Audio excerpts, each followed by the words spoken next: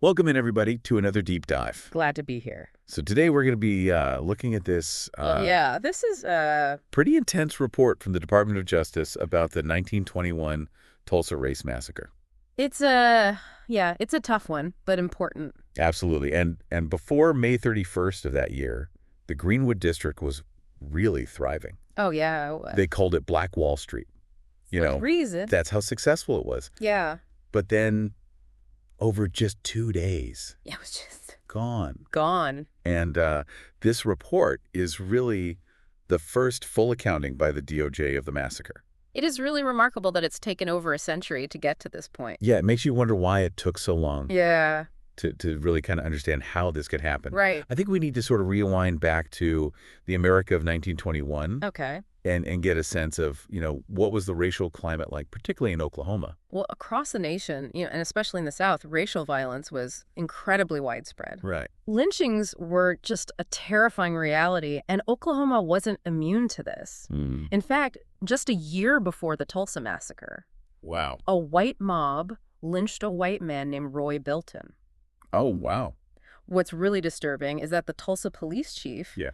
not only condoned it, but actually publicly supported the lynching. So these are people in positions of power that are supposed to. not upholding the law, but almost encouraging this kind of lawlessness. It sets a chilling precedent and really underscores the lack of protection that Black Tulsans must have felt. Absolutely. Yeah. So then you had the incident that set off the massacre itself. Right. The arrest of Dick Rowland, A black teenager based on accusation of assault against Sarah Page, a white elevator operator. Right. And what's fascinating here is that the report actually delves into the conflicting accounts of what really happened between Rowland and Page in that elevator. Was it a romantic relationship gone wrong? Was it an accident?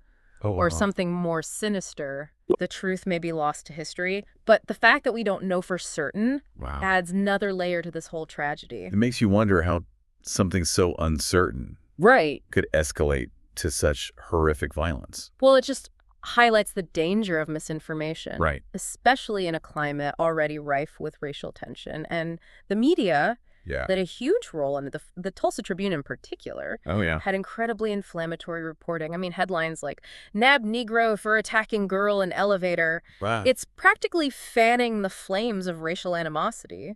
And the report also mentions this debate about whether the Tulsa Tribune actually published an editorial explicitly calling for Rowland's lynching. Right. While no copies exist, there is some historical evidence that suggests that it did. It did. And was potentially removed from archives. Yeah, if that's true. Wow. It's a deliberate attempt to erase a piece of history, a piece that reveals the media's role in this horrible event. So you have this incredibly tense situation, made worse by this sensationalized reporting. Absolutely. What happened next? Well, things escalated quickly outside the courthouse where Rowland was being held. White mobs demanding Rowland be lynched started gathering. Oh, wow. Then armed black men from Greenwood, many of whom were WWI veterans, arrived to protect Rowland. Okay. They believed they had the sheriff's support, or at least his tacit approval. So you have these two armed groups facing off. Yeah. Fueled by rumors and fear. It was volatile, made even worse by rumors possibly spread by the police themselves. Really? That the black men were planning an uprising. It raises some questions about whether those in power Absolutely intentionally escalated the situation. It's a deeply disturbing thought, isn't it? Yeah. And it's a reminder that the potential for misinformation and the manipulation of fear to justify violence is something that we absolutely need to be vigilant about today. Yeah, absolutely. So with tensions so high, how did the violence actually erupt? What was the catalyst? Well, the DOJ report points to conflicting accounts, but the most probable trigger was a white man attempting to disarm a black man. It's hard to believe that something that seems so small I know. could trigger such widespread devastation. It just goes to show how fragile peace can be, especially when fueled by fear and prejudice. Yeah. From that point, the violence spread from the courthouse into Greenwood like wildfire. And this is where the report gets really difficult to read. Yes. It doesn't shy away from the graphic descriptions of the violence. No, it doesn't. Homes and businesses looted and burned, people shot while trying to flee others, rounded up and detained for no reason. One of the most disturbing accounts details the murder of Dr. A.C. Jackson. Oh, gosh. He was a renowned black surgeon shot despite surrendering to the mob. This wasn't just random violence. This was targeted and brutal. It was meant to destroy Greenwood and its people. It makes me think about the authorities, the people who were supposed to be protecting these citizens. Right. What role did law enforcement play? The report is unflinching in its assessment of the disturbing role played by law enforcement, particularly the Tulsa Police Department. So it's not just about inaction. No. But about active participation. Exactly. There's evidence that suggests that police officers were actively involved in the violence, deputizing white citizens, looting, arson, and potentially even murder. Wow. They obstructed the fire department from extinguishing the fires and provided no assistance to the black residents who were under attack. It's a stark illustration of how a system meant to safeguard its citizens can be turned against them. Right. It erodes trust. Absolutely. In those who are supposed to protect us. And what about the National Guard? Weren't they called in to restore order? They were, but they arrived late, long after the worst of the damage was done. Oh, wow. Instead of helping the black community, they rounded up black residents and confined them to internment camps, often in inhumane conditions. And there was no such protection offered to white citizens of Tulsa. Right. This highlights the blatant double standard that existed in how the law was applied and how the government chose to respond to the crisis. And that disparity continued in the aftermath. Right. Thousands of black residents were left homeless. Their entire community lay in ruins. It's truly heartbreaking. You would think that the city would have stepped in to help them rebuild. You'd think so, wouldn't you? Yeah. Instead, city leaders actually enacted ordinances that made it virtually impossible for black residents to rebuild. Oh, wow. Essentially forcing them out of the area. It's a pattern we see throughout history, isn't it? Tragically. Marginalized communities are stripped of their power, and then they're kept down by systems designed to maintain inequality. And the report dives into the federal investigation that took place at the time, which was shockingly limited. Yeah. Can you believe that the Bureau of Investigation, the precursor to the FBI, only sent a single agent to Tulsa?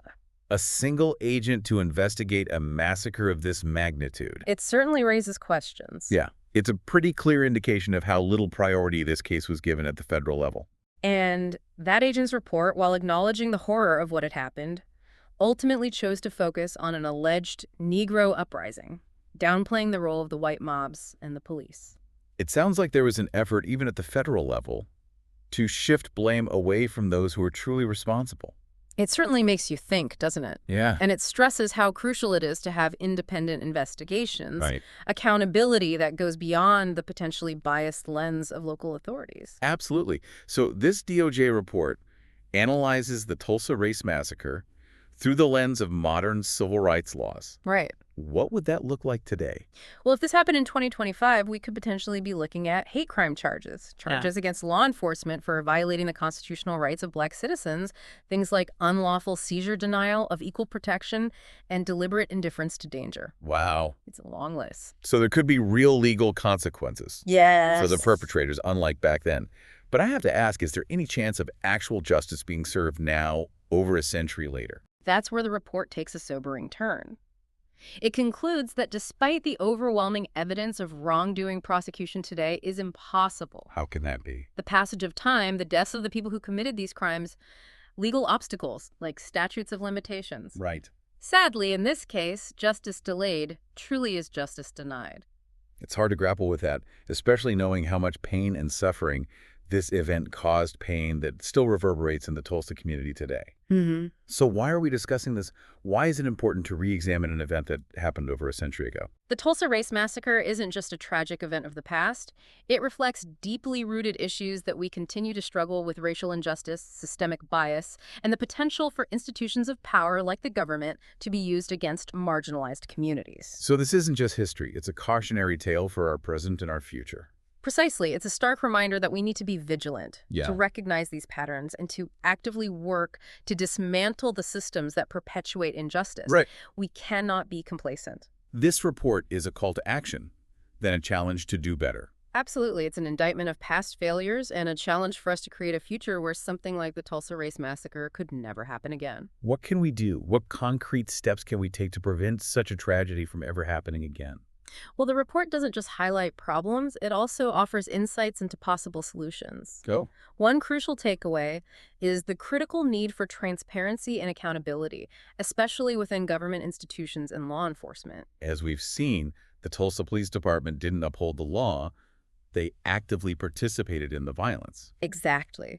The report suggests several things that could help robust oversight mechanisms, independent investigations of alleged misconduct, and fostering a culture of accountability within police departments. All of these are essential to prevent abuses of power. It's about ensuring that law enforcement serves and protects all citizens equally, not just certain groups. That's the goal. And to achieve it, we need to address the systemic biases that exist within these institutions. We need to recruit and train officers who reflect the diversity of the communities they serve and work towards a culture that respects everyone's human rights. So reforming law enforcement is a big part of the solution. What else can we do? The report also emphasizes media literacy and the importance of critical thinking, especially in today's age of information overload and the constant flow of information through social media. It's easy to see how the Tulsa Tribune's reporting fueled the violence with their biased and inflammatory coverage. Absolutely. We need to be discerning consumers of information, Right. able to distinguish fact from fiction, evaluate sources critically, and be wary of anything that seems to confirm pre-existing biases or fears. So it's about being responsible, not just taking everything we read or hear at face value. Exactly. And that responsibility extends to how we share information as well. We have to consider the consequences, especially when dealing with sensitive issues like race and violence. This is where education plays a crucial role, right? Without doubt. Teaching young people how to think critically and consume information responsibly. Education is key to preventing the spread of hate and prejudice. Right. It's about fostering empathy, understanding, and respect for diversity. It's about equipping future generations with the tools to build a more just and equitable society, one where everyone has a voice. You hit the nail on the head, and that education should include accurate and honest accounts of history, like the Tulsa Race Massacre. So it's not just about textbooks and classrooms, but about a wider cultural shift, a willingness to confront the difficult truths of our past, no matter how uncomfortable they may be. That's right. Facing and understanding past injustices is crucial to preventing them from happening again. We need to learn from our mistakes, hold those responsible accountable, and strive for reconciliation. This idea of restorative justice comes up in the report addressing the damage caused by the massacre. Yes, and the report makes an important distinction. Okay. It's not simply about punishment. It's about healing relationships, rebuilding trust, and creating a sense of shared responsibility for the future. But it also makes it clear that restorative justice can't happen without truth and accountability. Absolutely. We can't move forward without acknowledging the wrongs of the past, without holding those responsible to account. In the case of the Tulsa Race Massacre, that accountability may be more symbolic than legal, given how much time has passed. That's true, but that doesn't lessen its importance. It's about acknowledging the pain and suffering, validating the experiences of the victims and their descendants, and committing to a different future, a future where such a tragedy is never repeated. So we're talking about a multi-pronged approach here. Reforming law enforcement, promoting media literacy and critical thinking, investing in education and embracing truth and reconciliation. It's a lot to consider. It is, but remember, these aren't isolated solutions. They're all interconnected, working together to create a more just equitable and resilient society. It's about building a future where something like the Tulsa Race Massacre is not just unimaginable, but impossible. Exactly. It's about a future where everyone feels safe, respected, and valued, and it starts with each and every one of us. What do you mean? We each have a role to play. We need to be aware of our own biases, speak out against injustice when we see it, and actively work to create a more inclusive and equitable world. So it's about recognizing that silence is complicity, that we all have a responsibility to prevent future tragedy. It is, and it's about remembering that the fight for justice is ongoing. The work is never truly done. Right. We must remain vigilant, committed, and hopeful. That's a powerful message. It's the message at the heart of this report, a message that we all need to hear, internalize, and act upon. And it's a powerful reminder that a community can be destroyed not just by physical violence, Right. but by these insidious forces of systemic racism and government-sanctioned oppression. This report really makes you question how we can ensure that something like this never happens again. What safeguards can we put in place? It's a question that haunts us, isn't it? And while there are no easy answers, I think this report does offer some valuable insights. I'm eager to hear them. What stood out to you? Well, one crucial aspect it highlights is the importance of diverse voices at all levels of government. It's easy to see how the lack of black representation in Tulsa's city government contributed to the Greenwood community being marginalized. Precisely when decisions are made by a homogenous group, the risk of overlooking or dismissing the needs and concerns of marginalized communities is much higher. So it's not simply about having black leaders, but about ensuring that diverse perspectives are included in all levels of decision-making. That's a vital part of it. It's about creating a system where power is shared, where checks and balances are in place to prevent one group from having the ability to dominate or oppress another. This circles back to the idea of reforming law enforcement, making sure that the police force reflects the diversity of the community it serves. Absolutely. And it's also about establishing clear pathways for citizens to hold law enforcement accountable to report misconduct without fearing retaliation. Transparency seems key here, ensuring that law enforcement actions are open to public scrutiny. That's right. And this information needs to be accessible and easily understood by the public. We need to demystify the legal system and empower citizens to understand their rights and how to exercise them. So it's not just about having laws in the books. It's about ensuring that those laws are enforced fairly and that citizens are equipped to navigate the system effectively. Exactly. It's about creating a culture of accountability that extends beyond law enforcement to encompass all branches of government. It sounds like we need to hold our elected officials accountable for upholding the rights of all citizens, not just a select few. And that vigilance requires an informed and engaged citizenry. Right. We must educate ourselves about the issues to participate in the political process and make our voices heard. It reminds us that democracy isn't a spectator sport. It demands active participation, a willingness to challenge injustice, and a commitment to building a more just and equitable society. And it requires us to understand that progress is not guaranteed. Right. It demands constant effort, a willingness to learn from the past, and a commitment to never repeating the mistakes that led to tragedies like the Tulsa Race Massacre. This report is a stark reminder of how far we still have to go, but it also offers a glimmer of hope.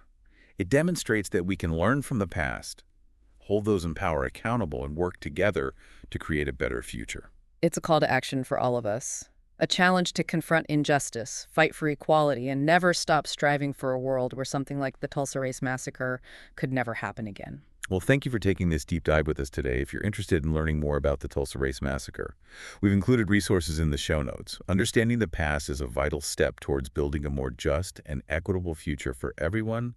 Until next time, keep diving deep.